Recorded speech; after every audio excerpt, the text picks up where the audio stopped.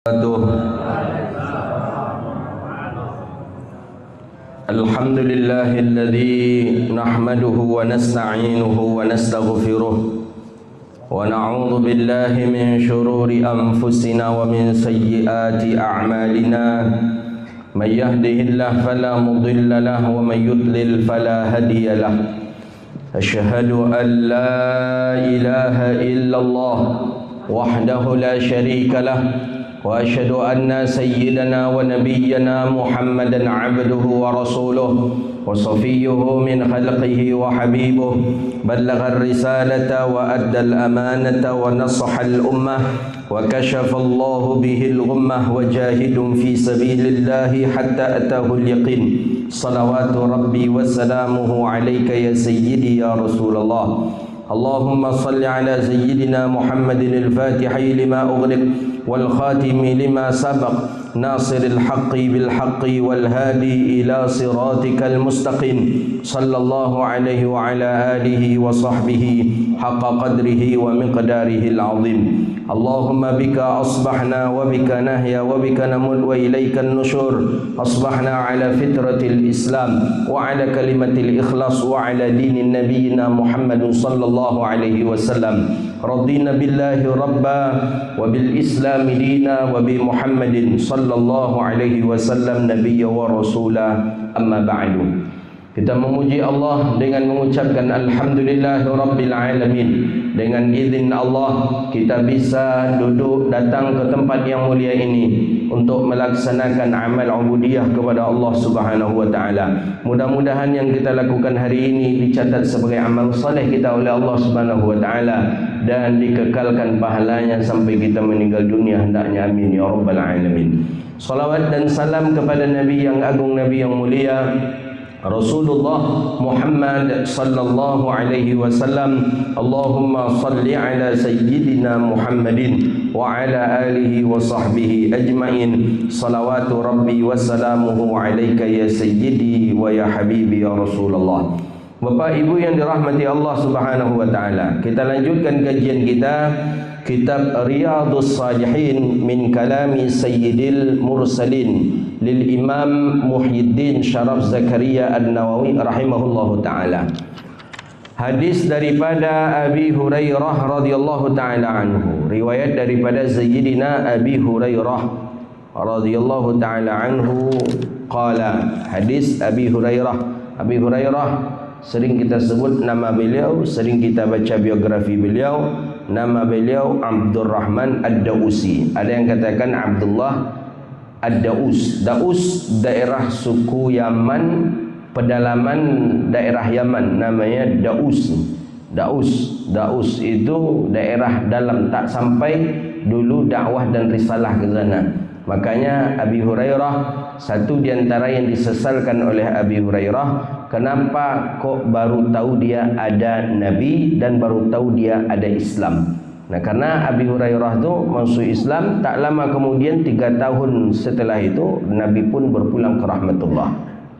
3 tahun saja. Jadi kata Abi Hurairah yang disesalkan, coba kalau seandainya lebih dahulu Islam itu masuk ke kampungku, nah mungkin aku lebih dahulu mengenal Rasulullah, aku lebih dahulu mengenal hadis-hadis Nabi sallallahu alaihi wasallam. Ya, itu diantara penyesalan orang yang sedang dalam keadaan beriman. Tapi kalau orang yang tidak beriman atau mungkin setengah-setengah, justru mungkin dia menyesal pula terhadap Islam itu.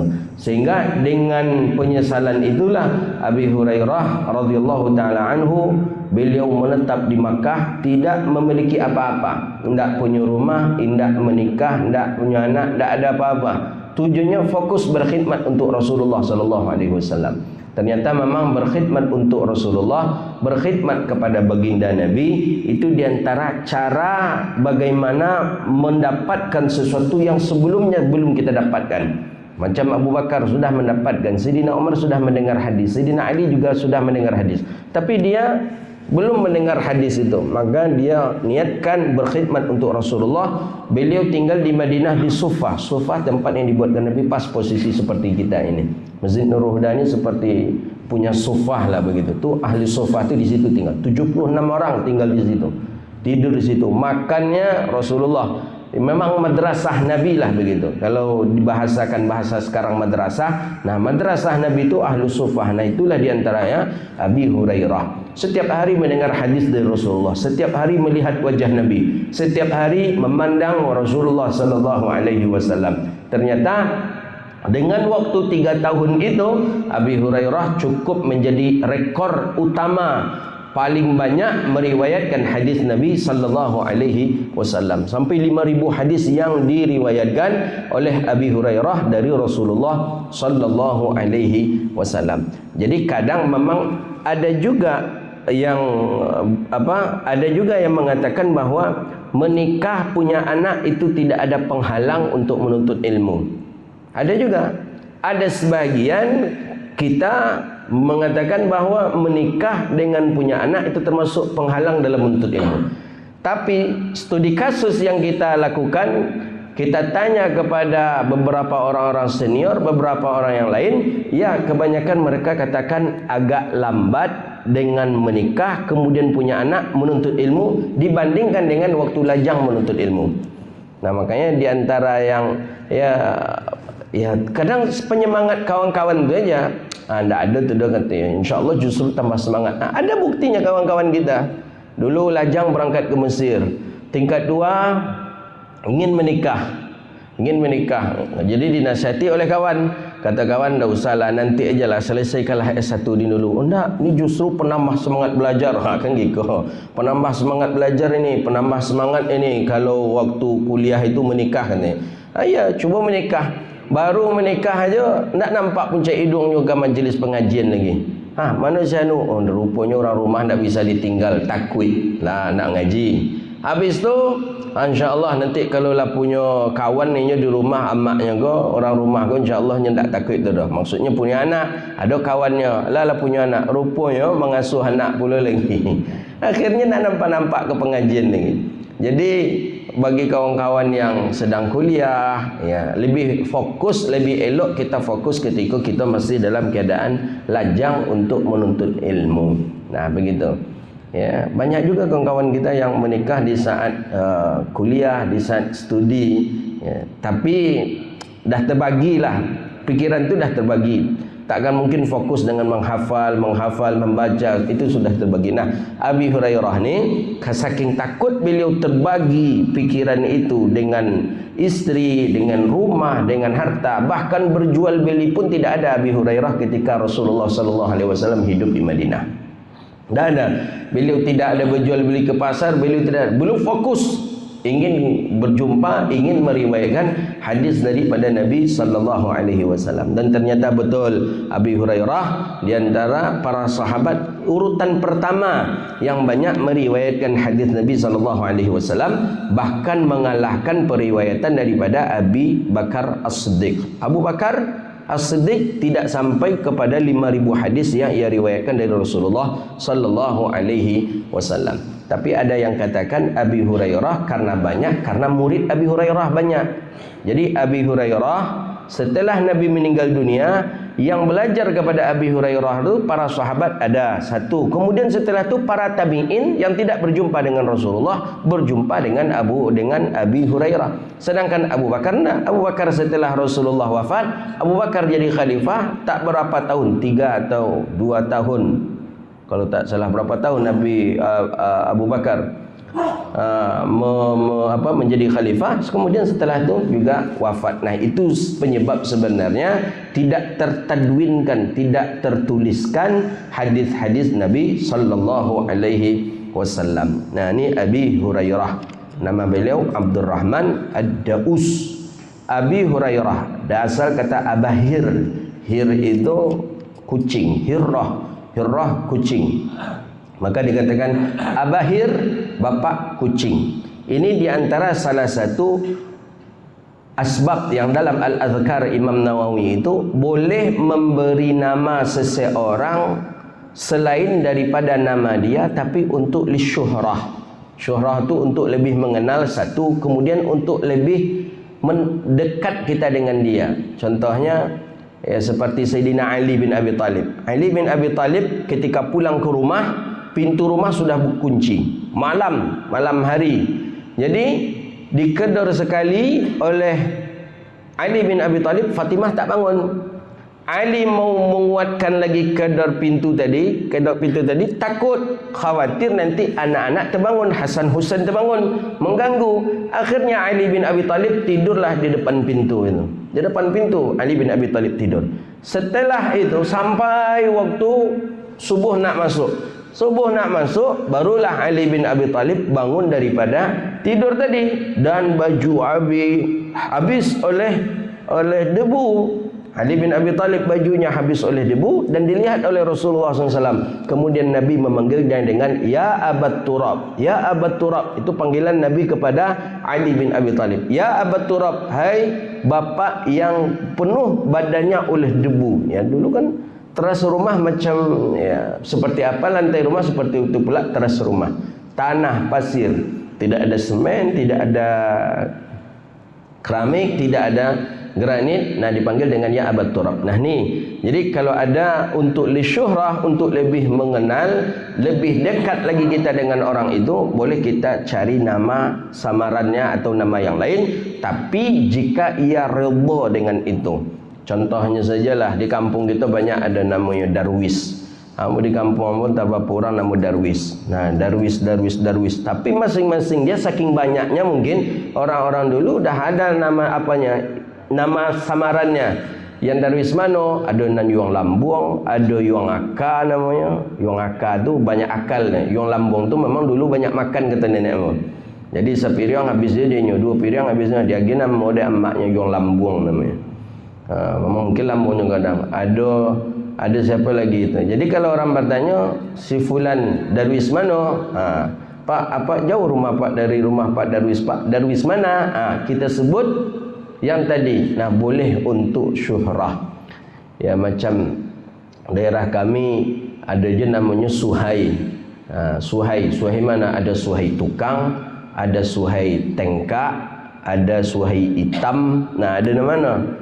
Nah, jadi awak nak Pak, mana kampung situ? Di mana? Ya, sekampung lah. Oh, Pak Suhai situ Pak. Ya, Suhai yang mana dulu?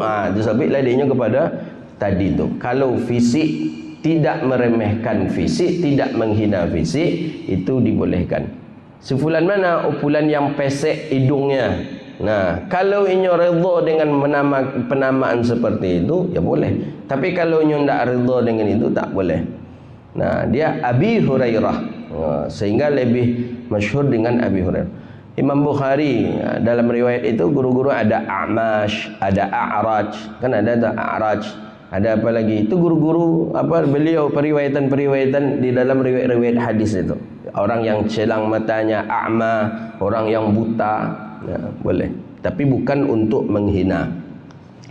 Radhiyallahu ta'ala anhu anna Rasulullah sallallahu alaihi wasallam qala, Nabi sallallahu alaihi wasallam bersabda, apa kata Nabi? La yanzurullahu yaumal qiyamah ila man jarra idharahu batara. La yanzurullah, tidak memandang oleh Allah pada hari kiamat. Tidak memandang maksudnya Allah tidak akan memberikan rahmat dan kasih sayang untuknya pada hari kiamat. Siapa mereka? Man jarra idharahu batara, orang yang menjatuhkan ia akan izarnya. Izar itu sarung. Yang menjatuhkan maksudnya yang melebihkan, yang menjuntaikan ia akan celana, akan kain sarungnya. Batara disebabkan karena sombong. Jadi ada dahulu ciri khas orang yang kaya dengan orang yang miskin di zaman Rasulullah dan di zaman para salafus saleh. Kalau orang tu kaya, pakaiannya berlebih, memang berlebih ke bawah, bahkan sampai terinjak begitu. Ya, karena memang mereka punya duit untuk membeli bahan baju, bahan kain.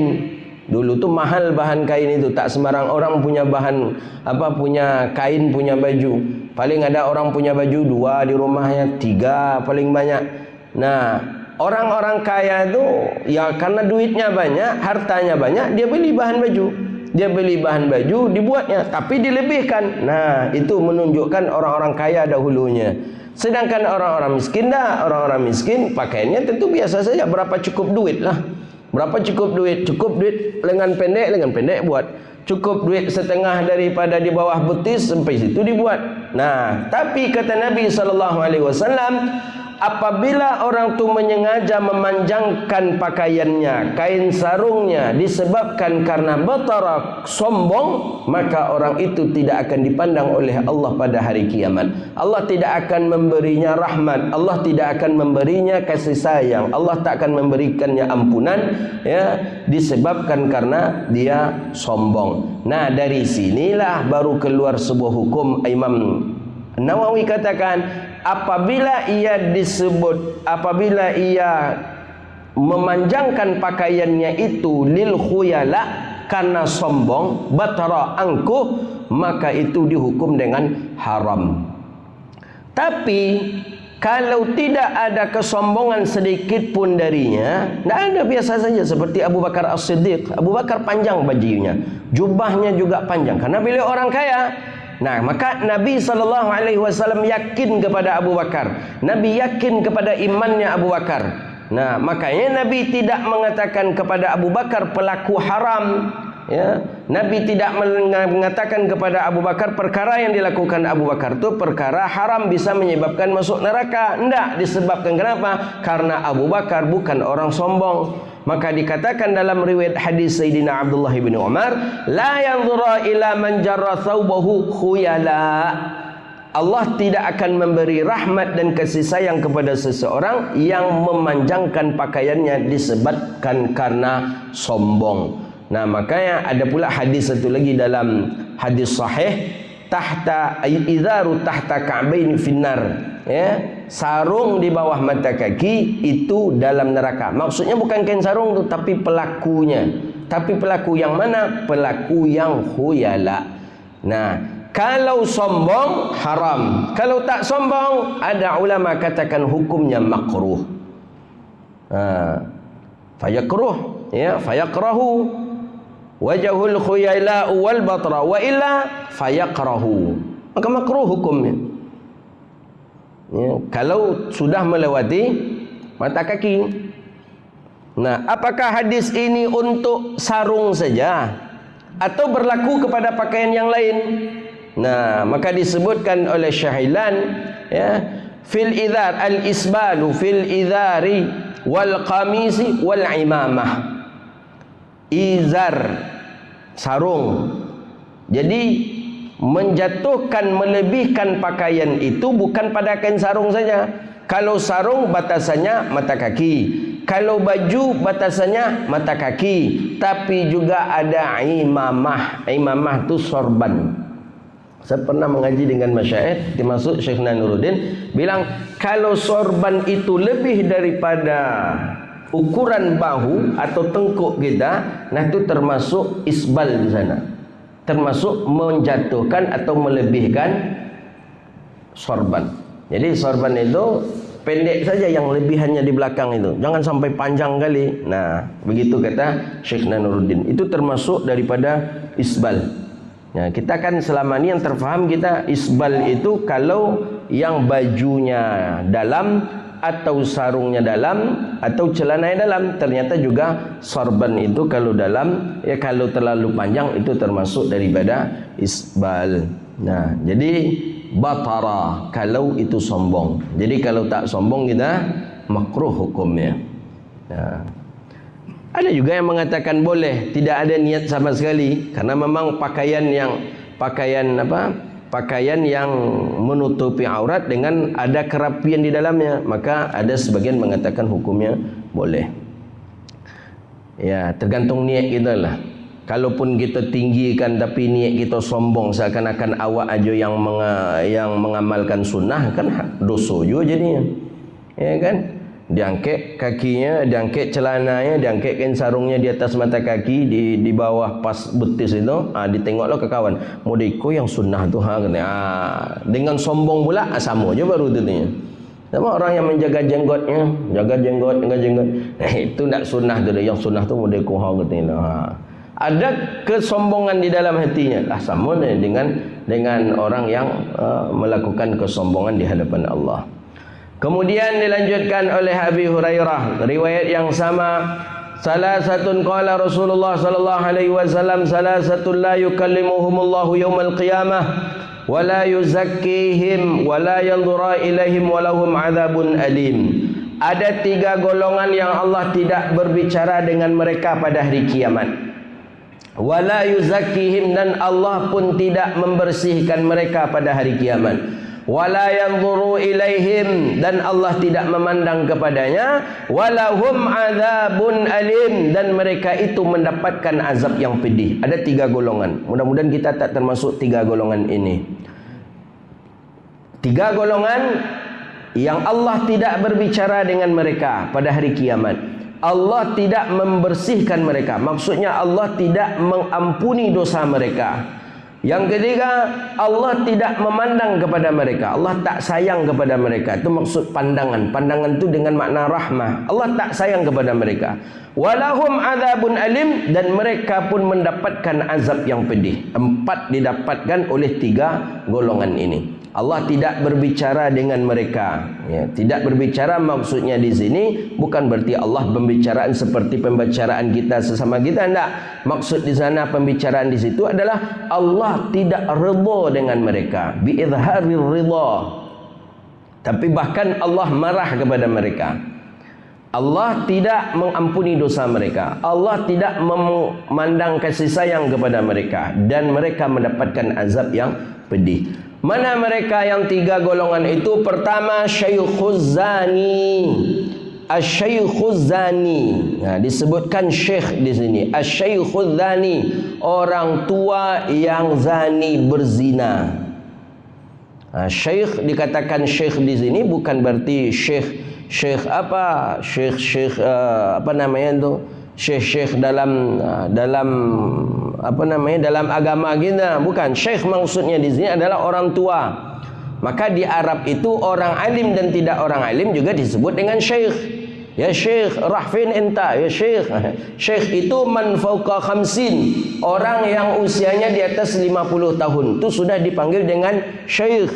Fama fauqa khamsin, di atas 50, 51, 52, 53, itu dipanggil dengan syekh. Orang Arab bukan orang alim saja dipanggil syekh. Kalau orang kita, ya orang kita yang alim baru dipanggil syekh. Kadang belum sampai usia 50 dah dipanggil syekh ni. Usia baru 20 tahun, anak kecil, anak muda, belum balik dulu dah dipanggil pula syekh ni. Itu terbalik namanya. Jadi yang dipanggil syekh tu man fauqa khamsin, orang yang usianya di atas 50 tahun, tu dia dipanggil dengan syekh. Orang Arab, baik dia orang alim atau tidak orang alim, baik dia ulama atau tidak ulama, maka dia dipanggil dengan syekh. Gitu dia. Tapi di atas 50, berarti sikolah banyak syekh kau. Di atas 50 lah. Syekh Aziz. Aziz dah berapa umur? Dari 56 itulah syekh lagi. Syekh. Jadi syekh ba'da khamsin, syekh. Cuma orang kita, untuk orang alim, kalau orang Arab tak syekh, ya syekh rahfin enta. Makanya di sini dikatakan syaikhuz zani, seorang syekh yang berzina. Tunggu dulu, jangan kita tuduh yang syekh. Terbayang kita syekh itu bersorban, terbayang kita syekh itu bergamis, berjubah, itu syekh. Terbayang syekh itu ramai jemaahnya, ramai santrinya, itu syekh. Apakah itu yang melaksanakan berzina tu? Bukan itu maksudnya. Maksud syaikhuz zani, orang tua yang berzina. Maksud orang tua di sini siapa? Ma fauqa khamsin, orang yang usianya di atas 50 tahun kemudian ia berzina. Orang inilah yang mendapatkan 4 bencana bala tadi. Allah tidak redha dengannya, maksudnya Allah marah kepadanya. Allah tidak mengampuni dosanya, Allah tidak memandang kasih sayang kepadanya, dan dia mendapatkan azab yang pedih. Nah, syaikhuz zani. Jadi kalaulah syekh kau tak boleh banyak perangai sebenarnya. Inilah syekh kan 50 tahun. Syaikhuz zani. Kalau lah syekh itu ya macam mana syekh kita tengok ya. Dengan ibadahnya, dengan zikirnya, itu syekh ini.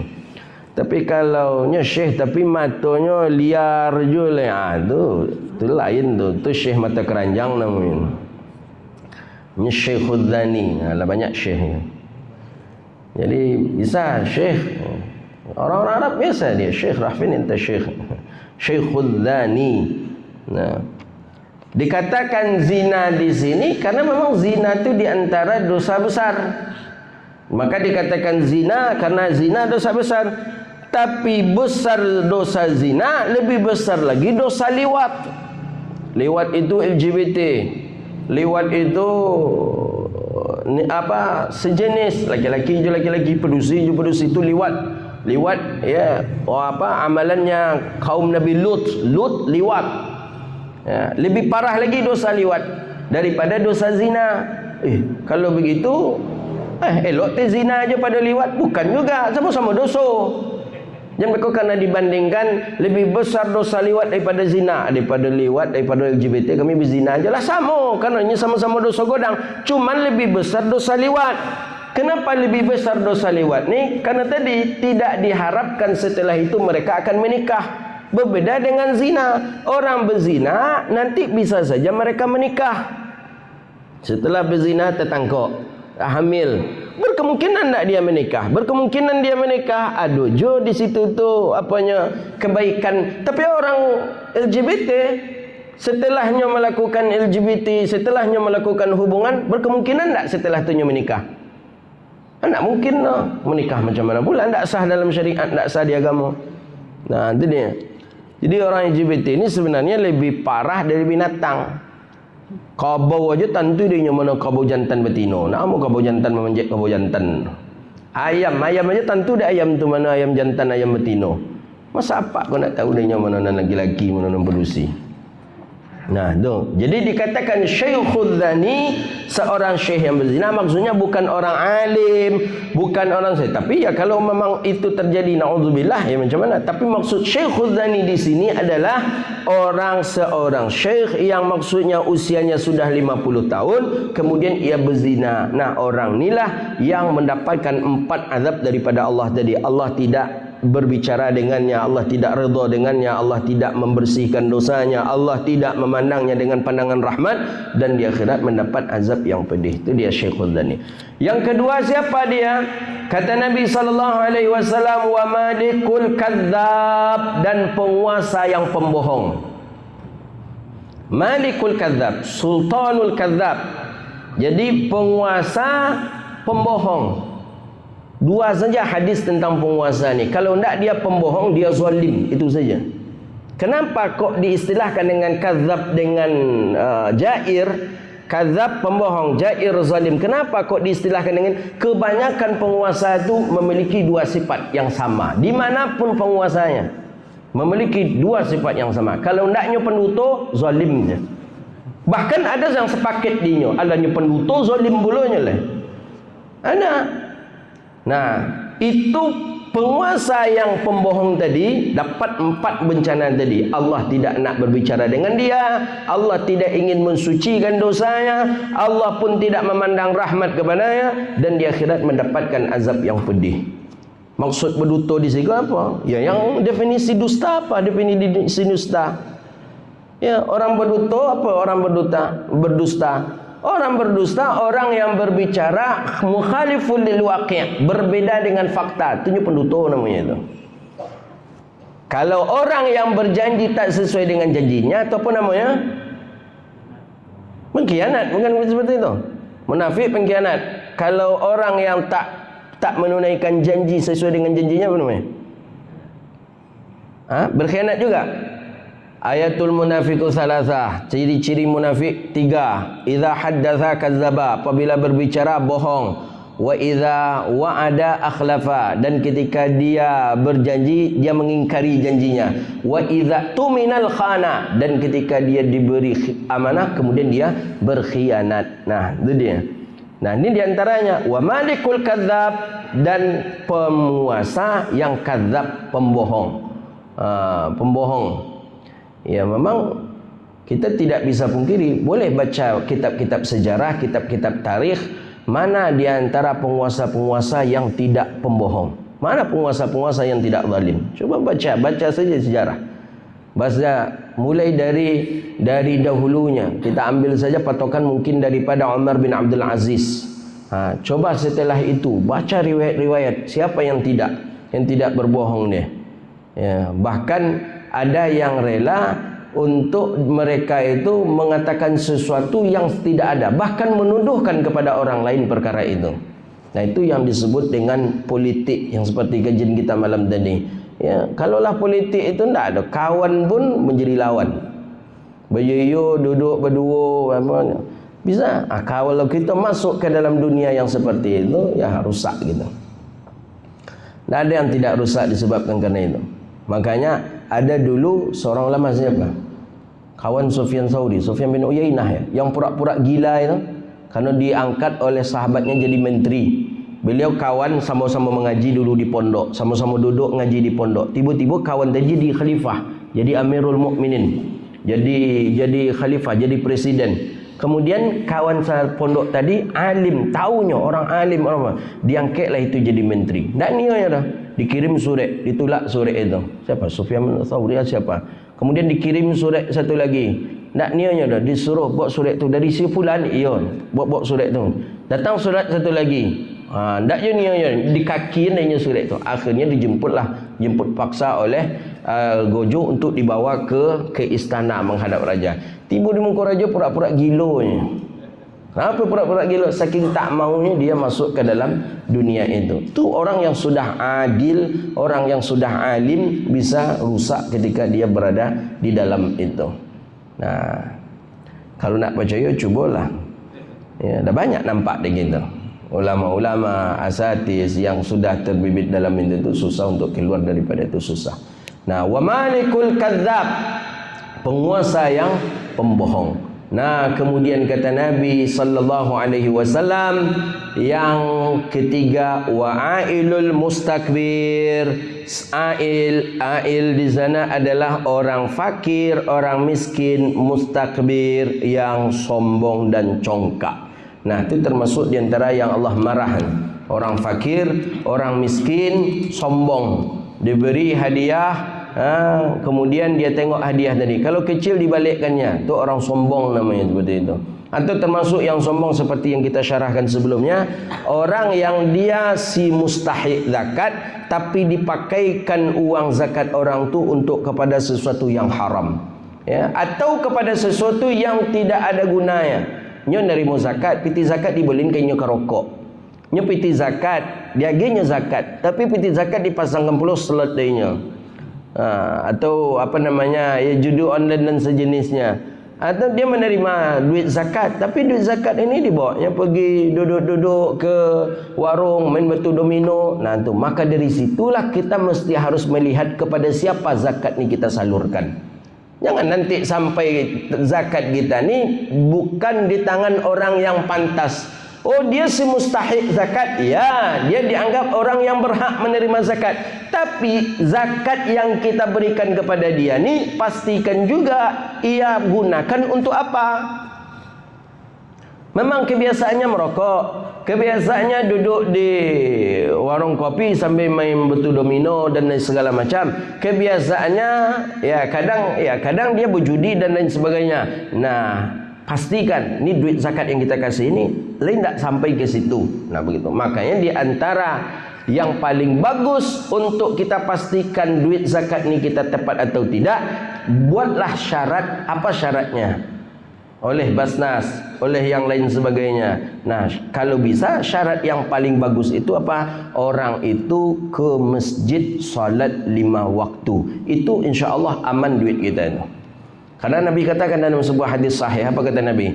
Idza ra'aitar rajula, apabila melihat oleh engkau akan seorang laki-laki, rajula, apabila engkau melihat akan seorang laki-laki yataraddadu fil masjid, dia berbolak-balik ke masjid Kata Nabi apa di ujung hadis?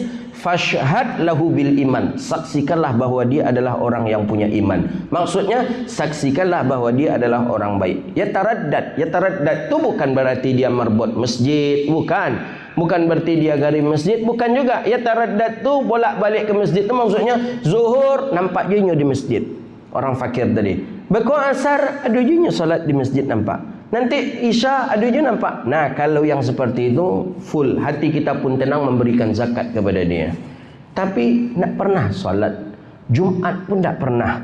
Nak nampak puncak hidungnya dah. Baru wak sobok je nya berko di lapangan pas solat Id. Itu mungkin sekali setahun tu mungkinnya solat. Tiba zakat, dapat pulanya jatah zakat. Nah, itu perasaan kita macam mana? Betul tak itu?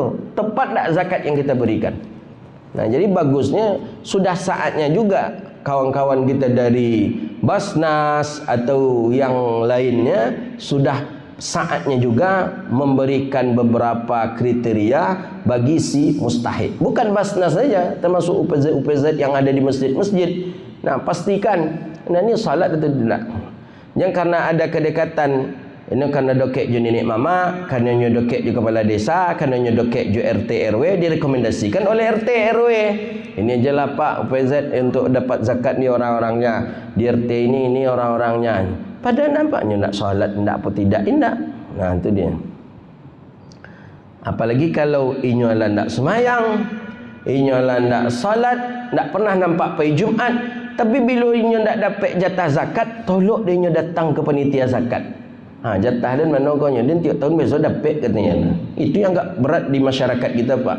Agak berat, banyak lawan kita. Nya tiap tahun dapat, tiba-tiba sekali tak dapatnya. Itu berani dia meminta tu. Datang dia, mana ni jatah saya dapat ni jatah. Sangkut THR dia mungkin jatah. Pada duit zakat, maka hati-hati kita. Jangan sampai menjadi orang yang ya disebut oleh Imam Ibn Hajar itu termasuk penjahat zakat kan. Ada 4 penjahat zakat. Di antaranya penjahat zakat itu siapa dia? Orang yang menyalurkan zakat bukan kepada si mustahik yang tepat. Nak mustahik yang tepat. Namanya nak salat, nak apa, macam mana cara kita memberikan? Khawatir kita duit tadi tu entah untuk apa guna duitnya bego. Na'udzubillah. Jadi ya, rawahu Muslim, ailul fakir, orang yang marah Allah kepadanya pada hari kiamat, kemudian ya Allah tidak mengampuni dosanya, Allah tidak memandang rahmat kepadanya dan mendapatkan azab yang pedih. Orang tua yang berzina, penguasa yang pembohong, kemudian orang fakir yang sombong. Kemudian dilanjutkan oleh masih riwayat daripada Abi Hurairah.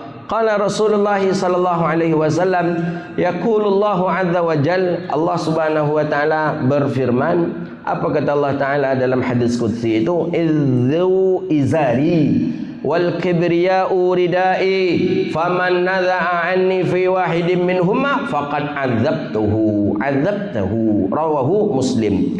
Kata Allah Taala ya, dalam firman Allah Taala, izzu izari, kemuliaan itu adalah izari, kain sarung aku. Izar kain sarung. Nah, hadis ni macam mana cara Wahabi Salafi memaknakan hadis ni? Kalau menengok mentah-mentah hadis ini, berarti Allah Ta'ala pakai kain sarung. Karena di sini disebutkan idari. Wal kibriya'u ridai, kesombongan itu adalah selendangku. Berarti Allah Ta'ala pakai selendang. Sampaikan ke Wahabi itu apa caranya itu? Makanya yadullah fauqa aidihim, tangan Allah di atas tangan mereka. Ya Allah pakai tangan. Itu sudah mujassim betul itu. Allah punya tangan, tapi tangan Allah tidak sama dengan tangan kita. Itu parah akidah itu Pak. Allah mengatakan Allah punya tangan, itu sudah kena satu. Mengatakan tapi tidak sama dengan tangan kita, itu juga lebih kena juga. Berarti masih ada tangan yang lain yang tidak seperti tangan manusia. Ya, mungkin seperti tangan-tangan binatang yang lain. Atau dengan tangan-tangan apa, dengan tangan yang ya apa, yang memiliki tangan yang lain selain daripada manusia. Jadi tidak bisa kita umpamakan kepada seperti itu, tak boleh mengatakan ya. Makanya lebih cara aman jalur itulah dengan takwil. Apa maksud yad di sana? Kekuasaan. Apa maksud kursi? Tempat yang tinggi. Maksudnya tempat yang tinggi apa? Kekuasaan juga. Kemuliaan, bukan kursi di atas duduk kursi seperti ini. Jadi ada pula Wahabi itu bilang ustaznya itu, doktor ni, katanya, ya kursi macam kursi kita kecil. La ilaha illallah. Itu kalaulah kursi macam ni berarti berwujud seperti wujud makhluk. Memang ngeri akidah-akidah orang itu. Ngeri. Allah di atas, bertempat di atas, jelas dalam Al-Quran, wa hu fis sama, Allah di atas langit. Terus bagaimana dengan ayat wa huwa ma'akum aina ma kuntum? Di mana saja kamu berada, wa huwa ma'akum, dianya Allah bersama kamu di mana saja kamu berada. Tu bagaimana dengan hadis Allah Subhanahu wa taala turun di sepertiga malam ke bumi, tapi di langit, berarti Allah turun ke langit, tu naik pula kata balik. Macam bila Allah sempat naik ke atas, karena pergantian sepertiga malam itu daerah itu pasti ada. Tu dari siku nak sempat naik ke atas, pindah pula ke siku, pindah ke tu bila naik ke atas. Wahaboy itulah makanya mengaji tu gunakan otak ni sikit, fikir baik-baik. Seperti itu dia. Oh, ayat tak boleh ditakwilkan. Kalau tak boleh ayat ditakwilkan, bahaya ente.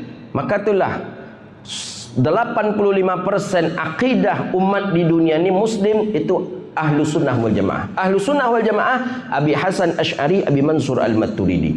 Itu yang mengatakan Allahu yarham Profesor Dr. Yusuf Qardawi. Beliau katakan 85% Ahlu Sunnah wal Jamaah, Asy'ari, kemudian Maturidi. 15% lagi itulah dia, ada Mu'tazilah, ada Qadariyah, ada Jabariyah, ada Syiah, ada Wahabiyah, Salafiyah di situ. Jadi kebanyakan akidah Muslim dunia ni Ahlu Sunnah wal Jamaah, Abi Hasan Asy'ari, Abi Mansur Al-Maturidi. Bagaimana cara mereka? Mana ayat yang perlu takwil, ditakwil. Mana ayat yang tak perlu ditakwil, tidak ditakwil. Jadi bukan semua ayat juga kita Ahli Sunnah takwil, Pak. Enggak. Ayat-ayat yang butuh takwil saja untuk menjaga akidah, itu yang ditakwil. Contohnya seperti ayat tentang buta. Jadi kalau ayat itu tak ditakwil, bahaya Pak. Fid dunya a'ma wa fil akhirati a'ma. Di dunia mereka buta dan di akhirat mereka buta. Berarti kalau ayat itu tak ditakwil, Pak, orang buta di dunia gini, besok di akhiratnya buta pula tu. Kan azab jadinya tu. Padahal mereka ada orang alim, ada orang soleh. Jadi maksud buta di sana apa maksudnya? Buta mata hati. Itu yang ditakwil. Orang yang buta mata hatinya di dunia, Allah butakan pula mata hatinya di akhirat. Itu namanya takwil. Bahaya kalau tak ditakwil.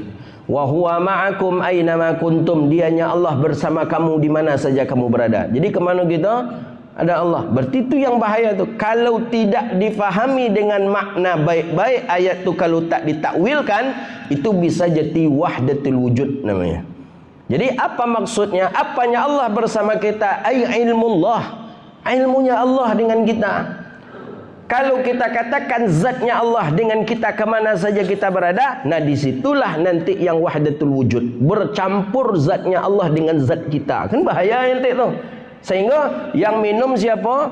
Allah. Yang duduk siapa? Allah. Yang berjalan siapa? Allah. Nah ini yang akidah sesat itu. Tu paham wahdatul wujud itu. Tu bahaya itu. Sama yang ada di Pekanbaru, ada apa tu? Ada tauhid ma'rifah kalau tidak salah. Ada sebagian jemaah yang mengajinya, saya tengok itu. Jadi kata dia, ruh itu Allah. Jasad itu Muhammad. Ketika ruh sudah menyatu dengan jasad, maka tak perlu kita solat ke masjid berjamaah. Mungkin Pekanbaru tu kacau tu, hati-hatilah tu bapak-bapak. Tapi ada je mau tengok sebagian jemaah yang mengaji di situ nampak.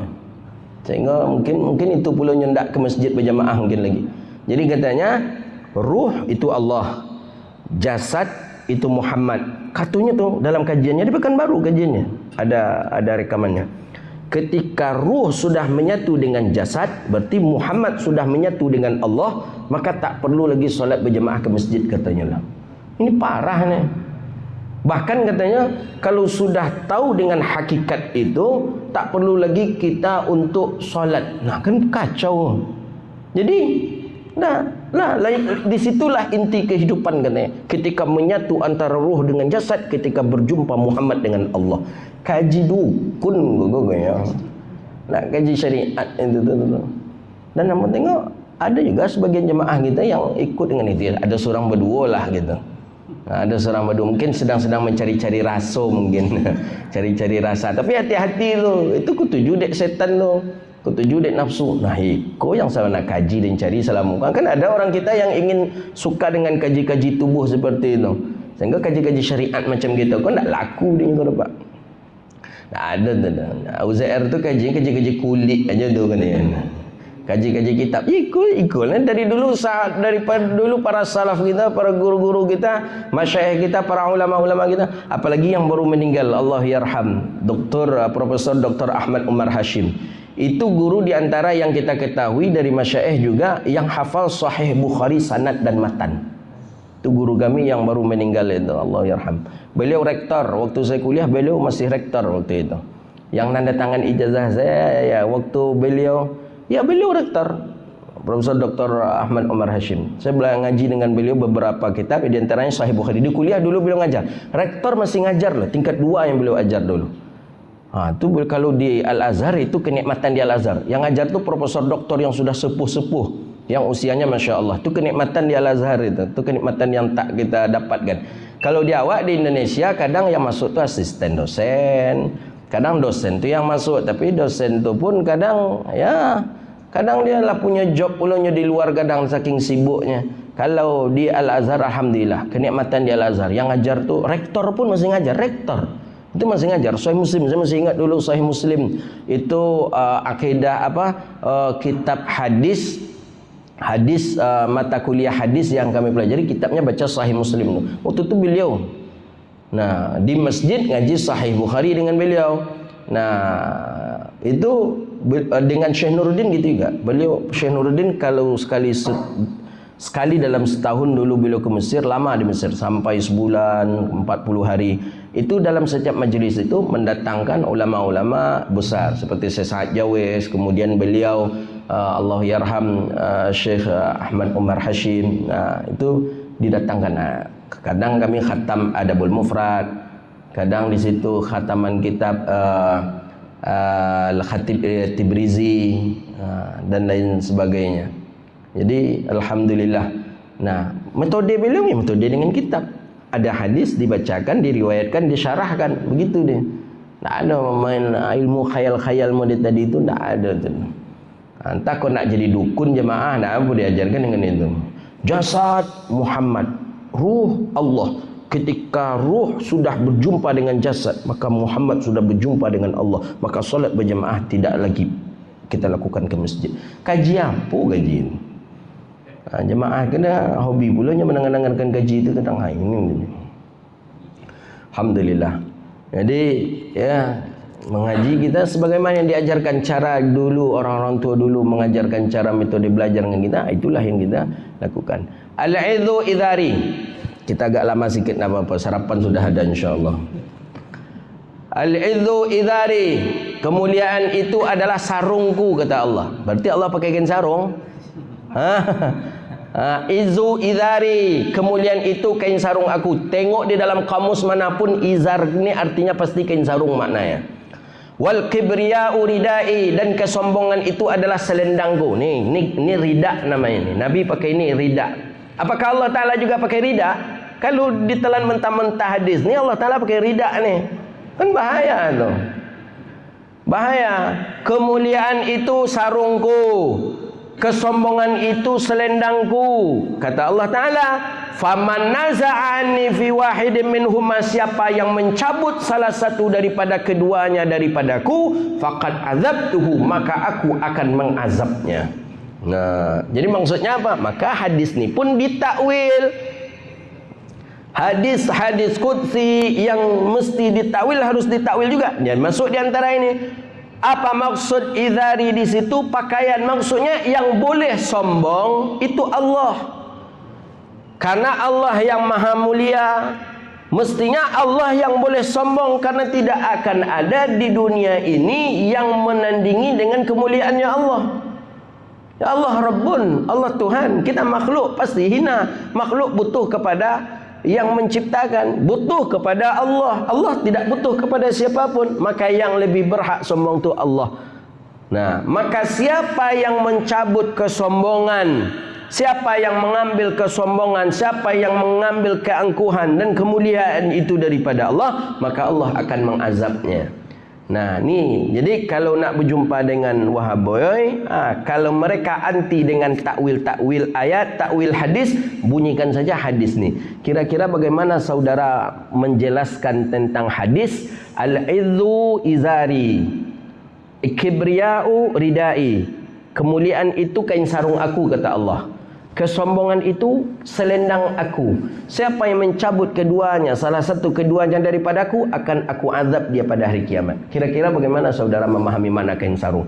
Oh ya, Allah Ta'ala pakai kain sarung katanya. Oh, suruh lainnya bersyahadat balik.